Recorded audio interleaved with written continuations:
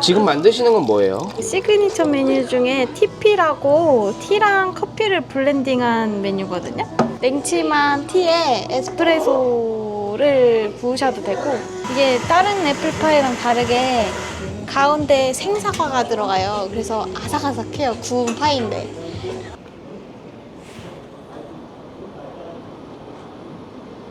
안녕하세요. 저희 사당동에서 카페 파이프를 운영하고 있는 김다나라고 합니다. 네. 카페 파이프 이름은 어떻게 지으셨나요?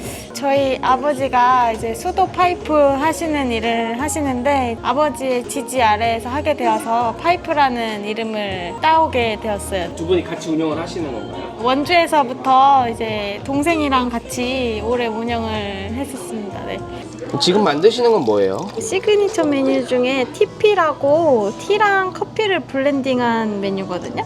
냉침한 티에 에스프레소를 부으셔도 되고, 드립으로 내리신 커피를 부으셔도 되는데, 저희가 개발한 레시피 중에 하나예요. 커피랑 티랑 섞는다고 생각하면 될까요? 네, 그 아메리카노 생각하시면 물이 이제 90% 이상을 차지하잖아요. 그래서 저희가 생각했을 때 이제 그 물 부분을 바꾸면 어떨까 하는 그런 생각에서부터 출발을 했거든요, 사실. 생수 대신에 티를 넣는다는 말씀이신 거죠? 맞아요. 이 메뉴를 개발하게 된 계기가 있긴 한데, 고영수 바리스타님이라고 그분 카페를 우연히 방문을 하게 됐어요. 거기 있던 시그니처 메뉴를 마시고 충격을 받았던 것 같아요. 드립커피였는데 엄청 향긋한 느낌이 났거든요. 지금이야 뭔가 가양 커피나 발효를 통해서 향미가 조금 특이한 커피들이 많은데, 그 당시에는 그런 커피가 거의 없을 때라 가지고 저한테 그런 커피 맛이 있다는 게 엄청 충격이었었는데, 제가 먹었을 때는 그 커피가 완전히 블루베리를 그냥 막 먹는 듯한 느낌이었어요. 그게 너무 맛있어서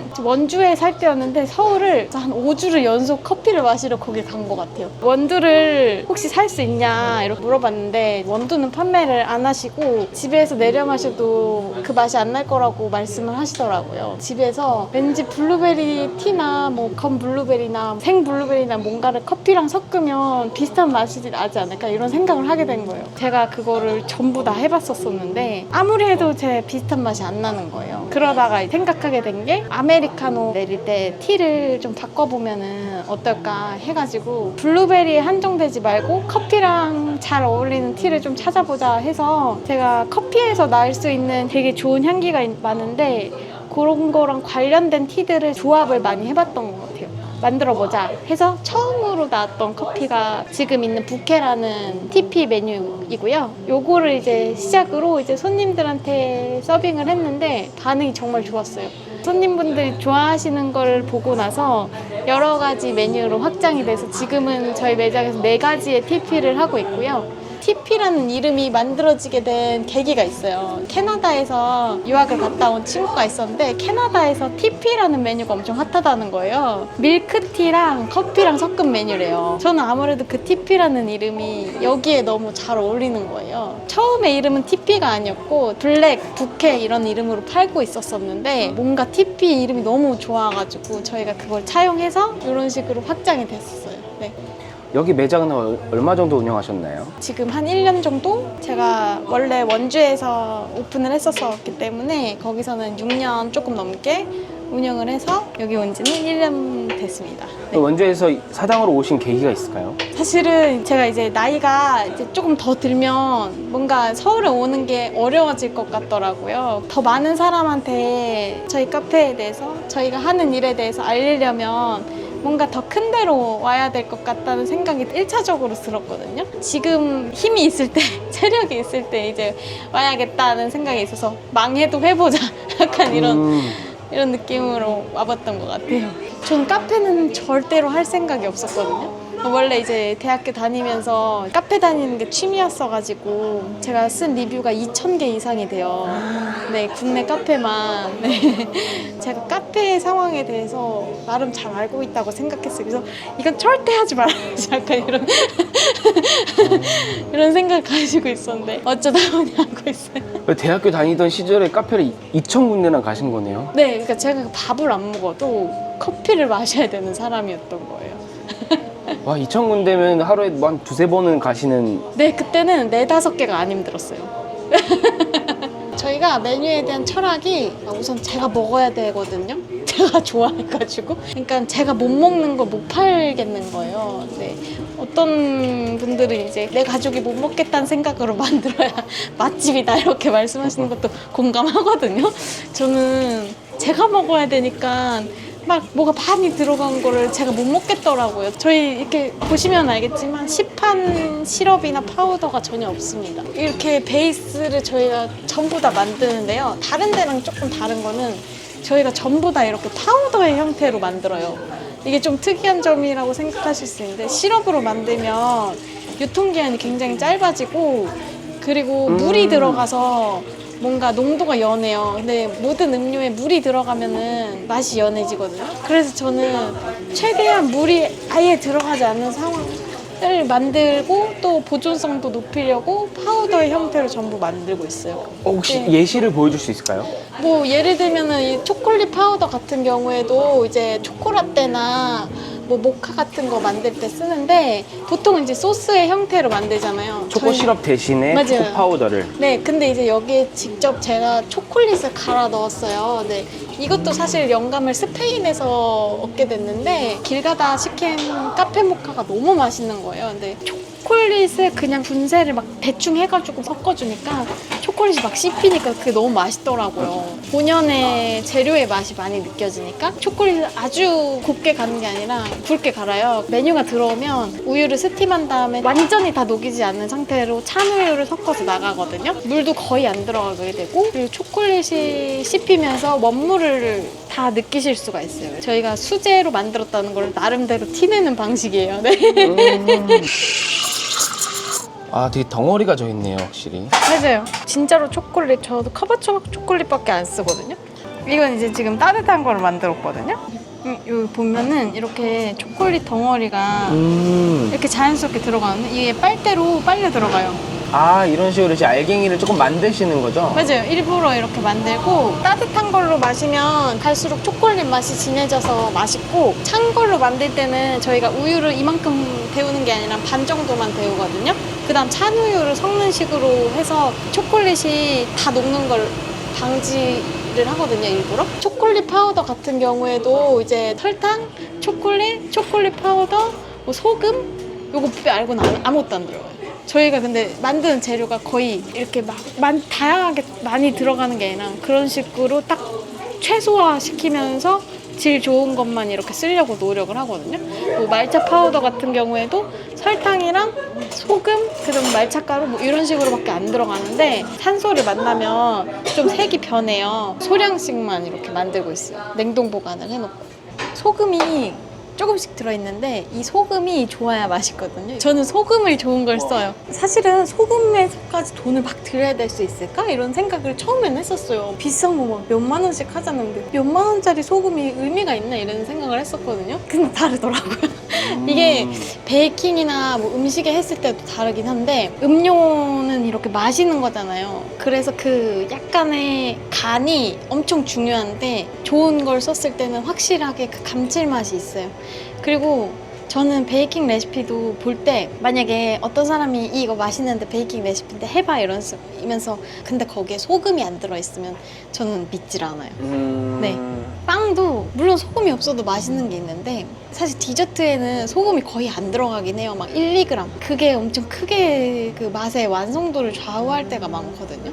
그래서 전 좀 소금은 좀 좋은 걸 쓰는 편인 것 같고 소금이 있어야 좀 레시피를 신뢰하고 만들어 보는 것 같아요. 제가 이제 네덜란드에서 직접 먹어보고 너무 맛있어가지고 이게 다른 애플파이랑 다르게 가운데 생사과가 들어가요. 그래서 아삭아삭해요. 구운 파이인데. 제가 생각하는 애플파이의 모습은 아니에요. 그죠? 처음 보시죠? 제가 생각하는 애플파이는 이렇게 넓적하고 쿠키처럼 네네. 생긴 게 애플파이라고 생각을 했거든요. 다른 점이 여러 가지가 있는데 우선 뭐 반죽이 파이지나 위에 크러스트도 다르겠지만 제일 다른 점은 조린 사과가 아니라 생사과가 들어간다는 점이 가장 다르고요. 그래서 식감이 아삭아삭하고 얘를 저희가 나가기 전에 따뜻하게 데워서 크림이랑 같이 나가고 있거든요. 위에 크러스트로 올라간 거는 밀가루가 전혀 들어가지 않고 아몬드 가루로 만든 크러스트예요. 이게 네덜란드식 애플파이인 건가요?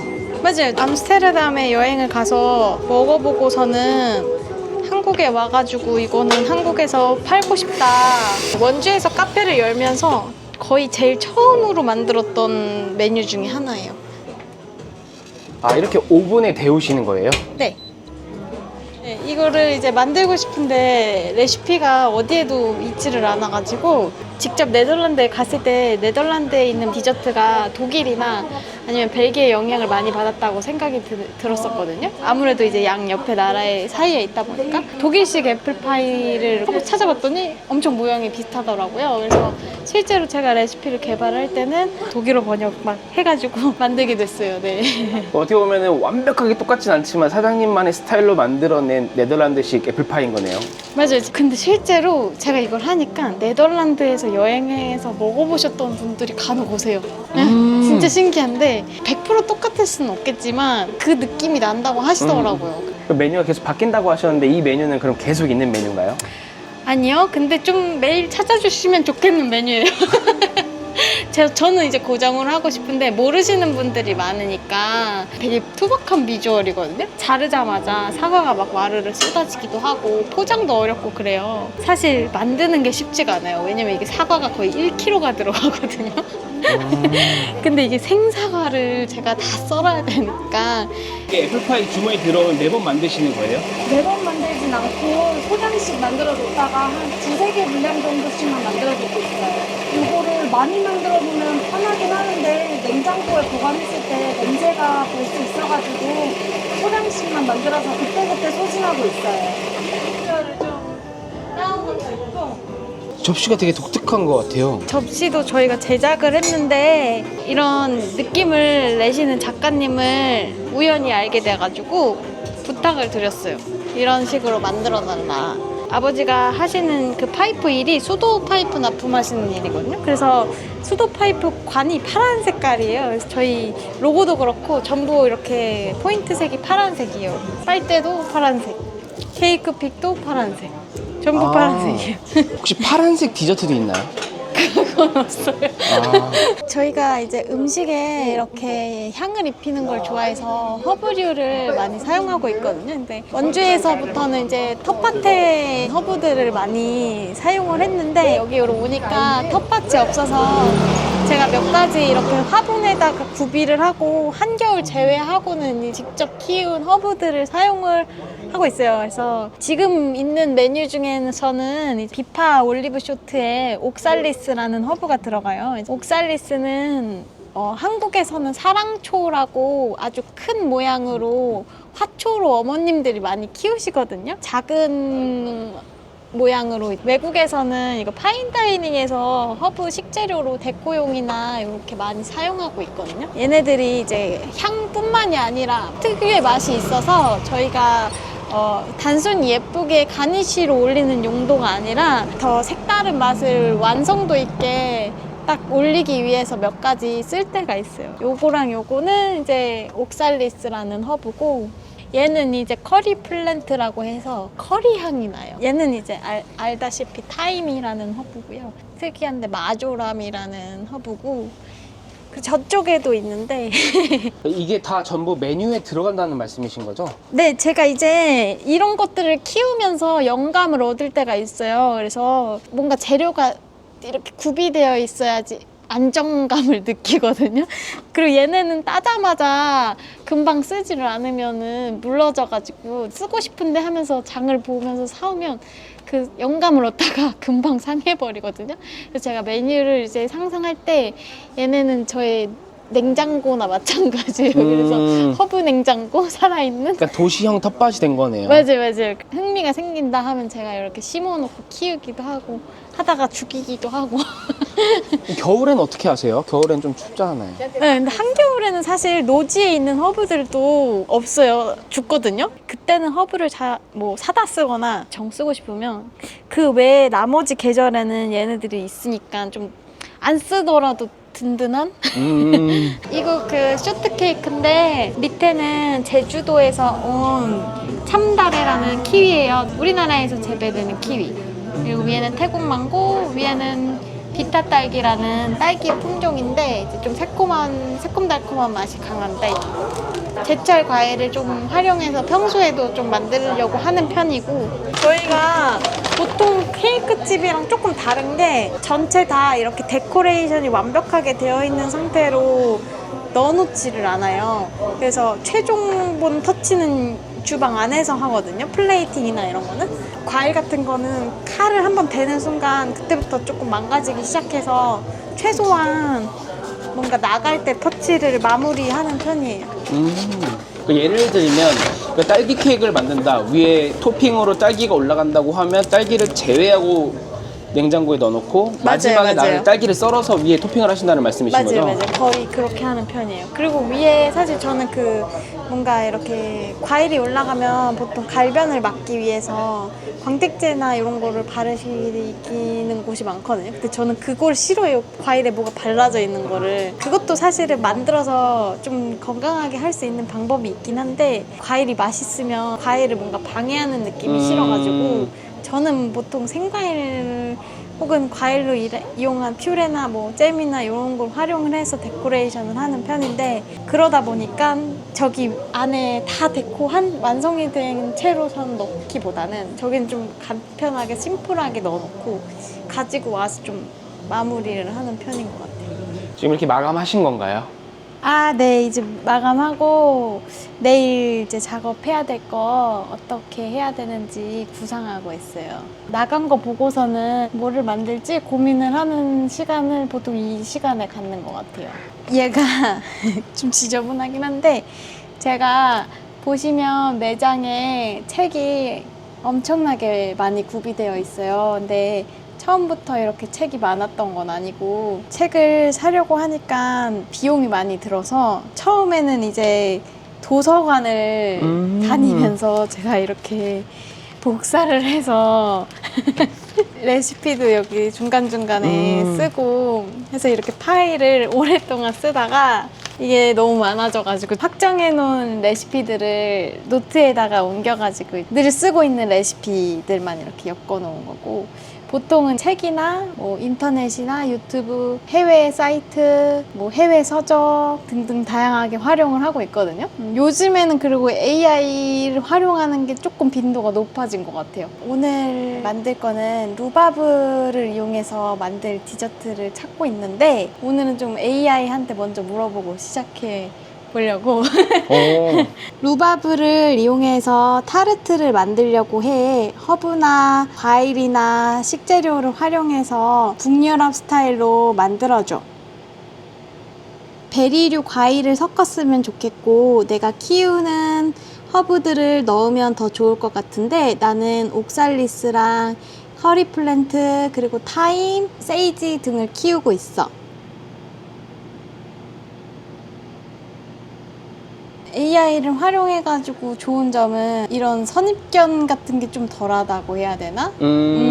뭔가 디저트 이렇게 만들어야 돼 이런 게 없이 그냥 막 자유분방하게 약간 주는 편이거든요. 아직 제가 느끼기엔. 그래서 오히려 조금 새롭게 나오기도 하는 그러니까 편이에요. 신선한 재료의 조합을 찾을 수 있을 수 있다라는 거죠. 맞아요. 왜냐면 저희는 뭔가 어떤 거랑 잘 어울리는 그런 조합이 있어가지고 보통은 쓰는 재료가 이렇게 뭔가 한정되어 있는데, 오히려 저는 뭔가 좀 다양하게 제안한다는 느낌이거든요. 물론 좀 무시해야 될 부분도 생기긴 하지만 또 새로운 게 또 생기기도 해서 좀 종종 이용하기도 하는 것 같아요. 저희 시그니처 메뉴 중에 하나가 스콘인데, 지금도 충분히 맛있다고 생각하긴 하지만 더 호불호가 갈리지 않게 모두가 만족시킬 수 있는 법은 없을까. 매일매일 스콘 만들기 한지 지금 한 달이 넘은 것 같거든요. 제가 생각했을 땐 제가 스콘 정말 많이 만들었어요. 업장을 한 지 지금 7년이 넘었는데, 제가 시도해본 스콘의 레시피를 세어보라고 하면 100개가 넘어갈 수도 있는 것 같거든요. 한 가지를 그렇게 많이 만들다 보면은 여러 가지 만드는 방식이 있구나를 알게도 되고, 심지어는 제가 뭔가 레시피에 갇히고 싶지 않아서 이것저것 시도를 해본 게 많아요. 예를 들어서 스콘은 보통 버터를 휘핑을 치고선 만들지 않거든요. 버터를 휘핑 쳐서 만든 스콘은 어떨까 하고 만들어보고, 혹은 휘낭시에처럼 버터를 태워서 만들어보면 어떨까. 레시피에 국한되지 않고 제가 알고 있던 베이킹 지식을 모두 활용해가지고 만들거든요. 이제 보여드리면 이제 이렇게 제가 지금도 만들어 놓은 스콘이 모양도 다 다르고 맛도 다 다르고 이렇게 쌓아놓고선 테스트를 해요. 이건 언제 만드신 거예요? 어제 만들었어요. 아, 매일매일 하루에 하나씩 스콘을 만드시는 거예요? 네, 하루에 1개 이상. 어제도 한 2-3개 만든 것 같거든요. 요거는 이제 상호를 공개하기는 조금 그렇고 줄 서서 먹는 스콘집 레시피를 책에서 우연히 발견을 해서 이제 스콘 레시피를 똑같이 만들어 본 거고, 요거는 제가 원래 갖고 있던 저희 집 스콘 레시피 태운 버터로 만들어가지고 보면은 이제 브라운 버터 색깔이 밑에 이렇게 보여요. 그래서 요 레시피에서 이제 버터만 태우면 어떻게 변하나, 뭐 버터를 휘핑 치면 어떻게 변하나, 설탕량을 살짝 줄여보면 어떻게 변하나, 혹은 거기에 계란을 더 첨가하거나 요거트를 첨가하면 어떻게 변하나, 이 모든 가짓수를 테스트해 보려고 하니까 제가 100개도 넘을 수도 있을 것 같은데 좀 집착해가지고 만드는 편이라서 하나를 만들기까지의 뭔가 스토리는 정말 많이 들어있었다는 거? 그런 게 좀 의미가 있지 않을까라는 생각이 좀 드는 것 같아요. 여기가 빵집이라기보다 뭐 페이스트리 하는 제가 전문인이 아니다 보니까 저는 제가 할 수 있는 그 뭔가 클래식한 레시피를 좀 정성을 들여가지고 만들려고 하는 편이거든요. 제가 1년 동안 커피 안주로 준비한 디저트가 이 정도예요. 이게 여태까지 있다가 사라진 메뉴들인가요? 네, 이게 1년치예요. 그럼 매일매일 그냥 메뉴가 바뀐다고 생각해도 과언이 아니네요. 거의 그렇고요. 저희 가게 2번 이상 오시면은 이미 알아요. 왜 없지? 그럼 저희가 항상 설명을 드리거든요. 저희 메뉴가 매일 바뀐다 이렇게 말씀을 드리면, 매일매일 공지를 드리는 건 아닌데 인스타로 오늘은 이거 준비될 것 같아요, 당일날 공지를 하거든요. 손님분들이 그걸 보고 퇴근하고 막 뛰어오세요. 근데 키오스크 사용하시잖아요. 네. 그럼 메뉴가 계속 바뀌면 어떻게 하나요? 그래서 이제 사진을 따로 찍어서 등록해 놓을 시간까지는 안 되고 글자로만 등록을 하고 DP를 해놓거든요. 그러면 이제 DP 한 거를 보고 손님분들이 이제 주문을 하기도 하고요. 그럼 매일매일 키오스크를 업데이트를 하시는 거네요? 네. 코스트는 어떻게 정하세요? 가격은 이제 케이크 같은 경우에는 안에 들어가는 과일이 가장 가격대를 많이 차지하거든요. 생크림 가격이나 뭐 시트 만드는데 뭐 배합이 일정 바뀌어도 그래도 코스트가 엄청 크게 변하는 편은 아니라 가지고 과일에 따라 가지고 코스트를 대부분 변동을 많이 하는 편이에요. 몇 회 하다 보니까 또 그런 정보가 쌓여서 그런지 그냥 대략 이렇게 네. 근데 저희가 흔히 알고 있는 거는 대량 구매를 해서 원가율을 좀 낮추고, 그러니까 이게 사실 저희가 생각하는 장사에 하시는 분들의 순위잖아요. 그쵸. 근데 지금 메뉴가 계속 바뀌게 되면 맞아요. 제가 이 매장은 장사라고 생각하기보다는 진짜 제 작업실이고 키친이라고 생각하는 게 비중이 훨씬 크거든요. 코로나 시절도 다 겪으면서 제가 아무리 열심히 해도 그런 안 되는 게 있더라고요. 분명 존재하더라고요. 그래서 그때 이제 가졌던 생각이, 제가 이거를 좋아하지 않으면은 지금 아마 하지 않고 있을 거라고 생각할 만큼 제가 이거를 돈을 벌 목적으로 하는 거는 사실은 단 한순간도 없었긴 했거든요. 그래서 돈을 벌기보다는 정말 제가 좋아하는 일이니까 제가 뭔가 이걸로 배움을 얻어가고, 그리고 또 알아주시는 분들이 계시고 매해 제가 성장하는 걸 저 스스로가 알고 있는 것 같아서 돈으로 살 수 없는 것들을 더 많이 이렇게 얻어가는 게 아닌가라는 생각을 하고, 파이프를 처음 열었을 때는 평생 하고 싶은 마음이 컸거든요. 지금은 사실은 그런 생각 없이 제가 할 수 있으니까 제가 곧 파이프고 제가 있는 한 파이프는 사라지지 않는 거라고 저는 생각해요. 그래서 뭐 어디에 있든지 찾아와 주시는 분들이 계셔서 저는 너무 고마운데, 카페라는 공간을 하고 있는 게 굳이 아니더라도 어떤 방식으로든 제가 좋아하는 일을 하면서 지낼 것 같거든요, 저는. 그래서 어떤 방식으로든 만날 수 있었으면 좋겠다고 생각을 하고 있습니다.